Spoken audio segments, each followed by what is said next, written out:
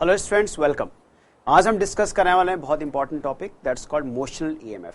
Very important topic for board exams और यहाँ से पक्का शॉर्ट एक क्वेश्चन न्यूमेरिकल या इसका डेरिवेशन एग्जाम में आती है। तो मोशनल ईएमएफ के लिए हम दो ढंग से डिस्कस करेंगे। सबसे पहले हमारा होगा translational EMF, translational motion EMF, and second will be the rotational motion EMF. So translational motional EMF में अगर हम ध्यान से देखें यहाँ पर, so we have a rectangular frame and it is placed in a uniform magnetic field. Magnetic field is pointing into the board, and this is a wire AB which is moving with velocity v towards the left hand side. अब ये AB left hand side की तरफ जा रहा है with velocity v, so this will create an induced EMF. It will induce EMF across the ends of AB and thereby generating current in the loop. अब हम पहले ये समझते हैं कि इसमें EMF आएगा कैसे। So अगर मैं इस वायर को एक बहुत छोटे से वायर को मैग्नीफाई करके देखूं, मैंने ये वायर लिया and let's say this wire is AB. I'm just making the larger cross section of this wire, and let's say this wire is going with velocity v on the left hand side. Magnetic field is into the board.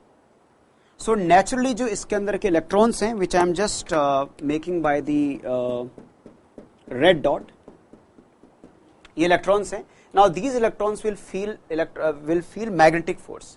And that force can be easily calculated using the formula F is equal to minus E V cross B. हम left hand rule से भी निकाल सकते हैं और हम vector product से भी निकाल सकते हैं। तो अगर हम ध्यान से देखेंगे, so force experience by the electrons, क्योंकि हमें पहले हमको ये पता करना पड़ेगा कि इंड्यूस्ड ईएमएफ आएगा क्यों। This is very important to understand. So minus E because of electron, velocity is along minus I cap, so this is V minus I cap cross B minus K cap, and bracket close. So if you just check it carefully, so this will give me minus J cap and minus plus, so that means electrons will experience an upward force. यानी कि सारे के सारे electrons जो हैं वो ऊपर की तरफ मोशन की तरफ आ जाएंगे ऐसे. They all will move in the upward direction.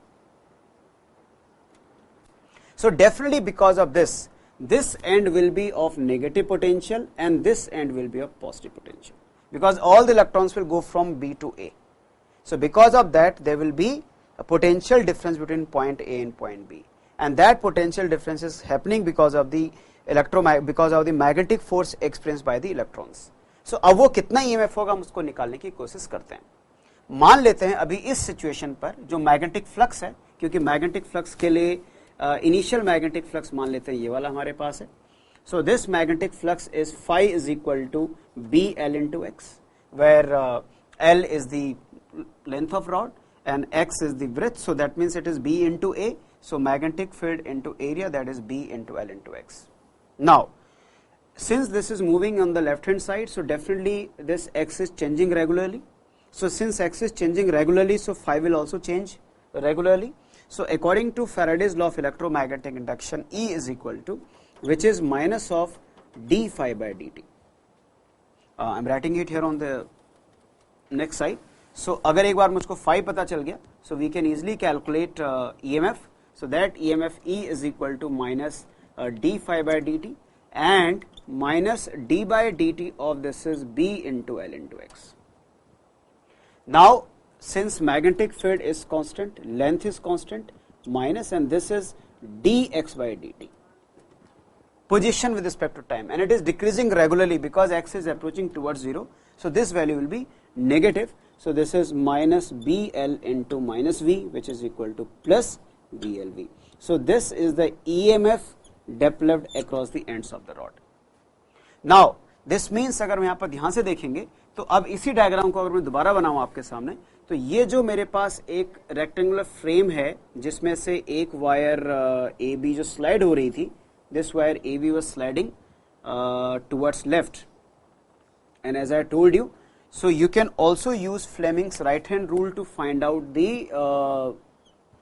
direction of induced current. So this says that magnetic field is into the board, motion of the conductor is on this side, so current is flowing downward. So this can be also drawn like this, यानी आप उसको ऐसे ही बना सकते हैं। So current can flow like this.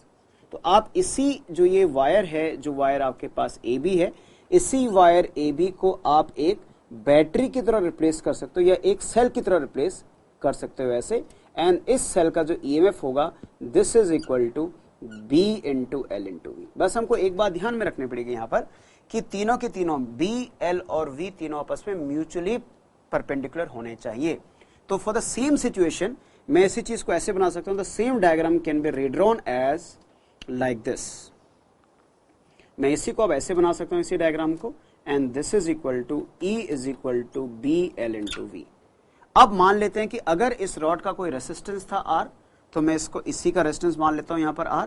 सो इसमें जो current flow होगी that current we assume that कि इस साइड का कोई रेजिस्टेंस नहीं है because resistance will keep on changing, otherwise हो भी सकता है, this can also be given. So current I flowing in the wire will be E by R which is equal to BL into V by R. So very simple and very important derivation for an exam point of view. और एक बार जब current निकल गया तो we can also calculate force experienced by current carrying conductor and that force can be calculated by using force। क्यों आएगा? अगर मैं अब इसी वायर को देखूंगा तो इस वायर पर now this wire AB is a current carrying conductor जिसको मैंने इसकी तरह रिप्लेस करा दिया, ये ऐसे अलग है, यानी this can be replace as a cell. Now this current carrying conductor is now in a magnetic field, so it will experience a magnetic force. So that magnetic force can be calculated using it can be directed using Fleming's left hand rule.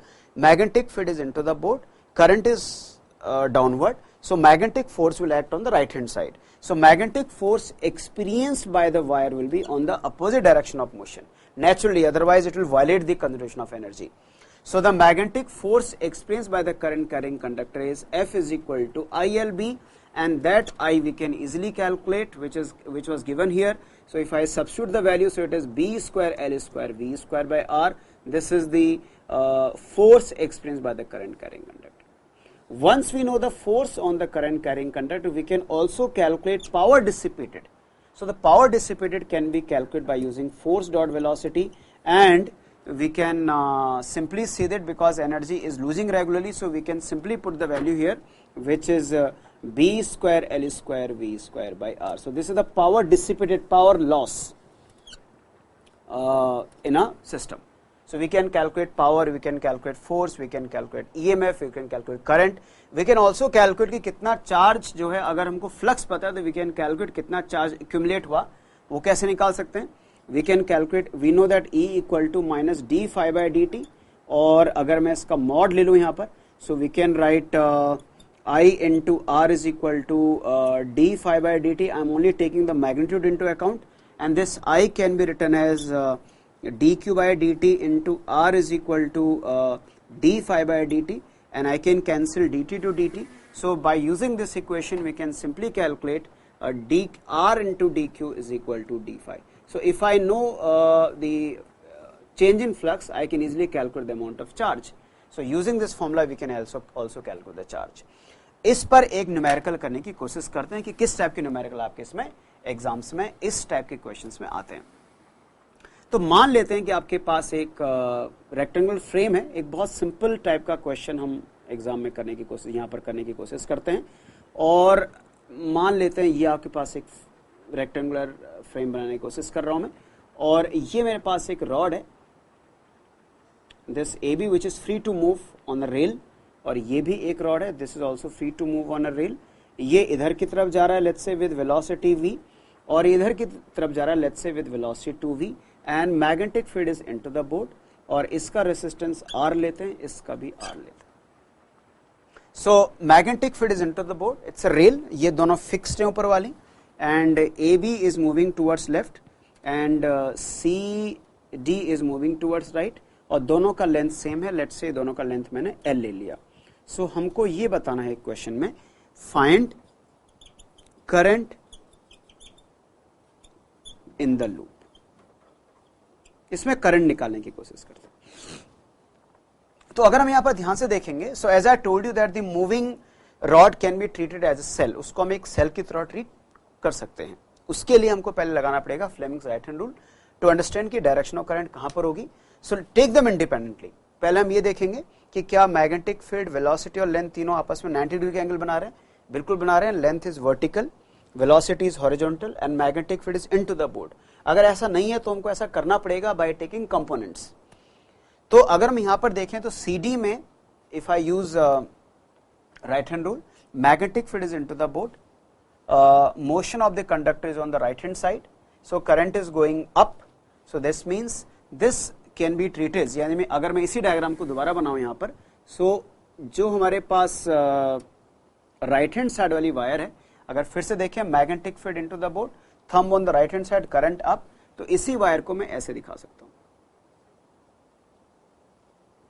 This is R and this is E is equal to 2BLV, 2 because इसका velocity twice v है, और this is plus and this is minus, I will ignore this part because यहां से current बाहर नहीं जाएगी।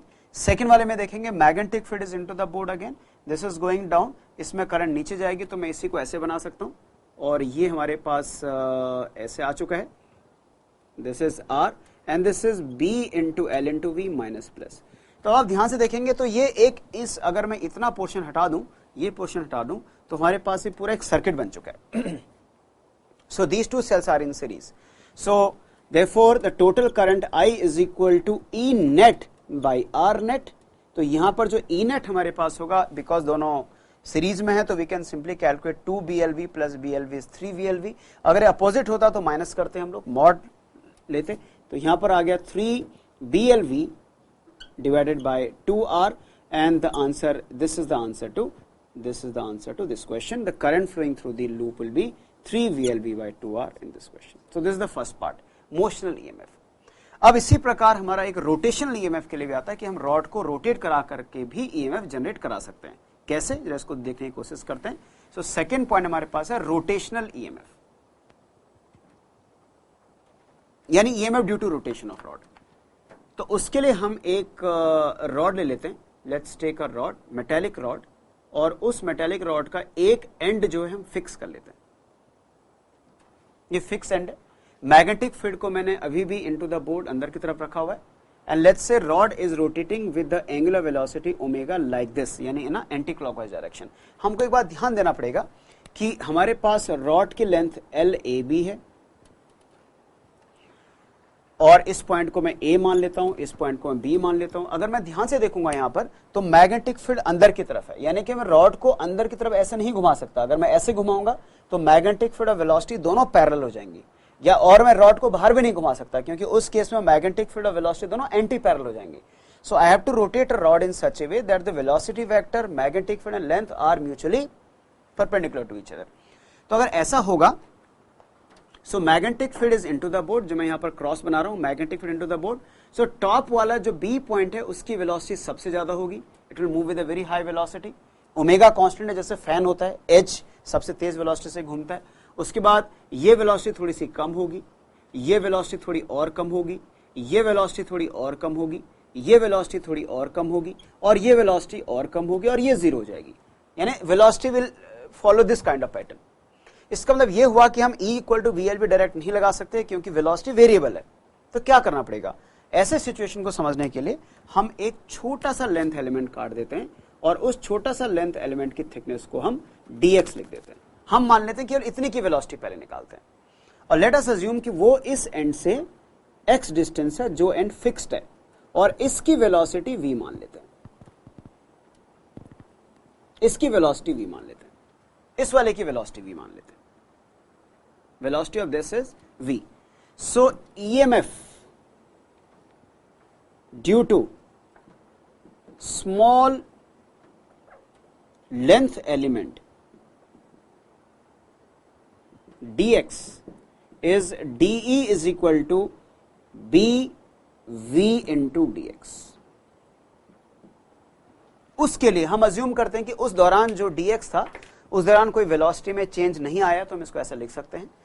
Now I have to find out the entire EMF. तो total EMF निकालने के लिए I have to integrate from 0 to L, total length L, इसकी लेंथ L ले रखी हमने, B, और V को I can write omega into x into dx, V equal to r omega.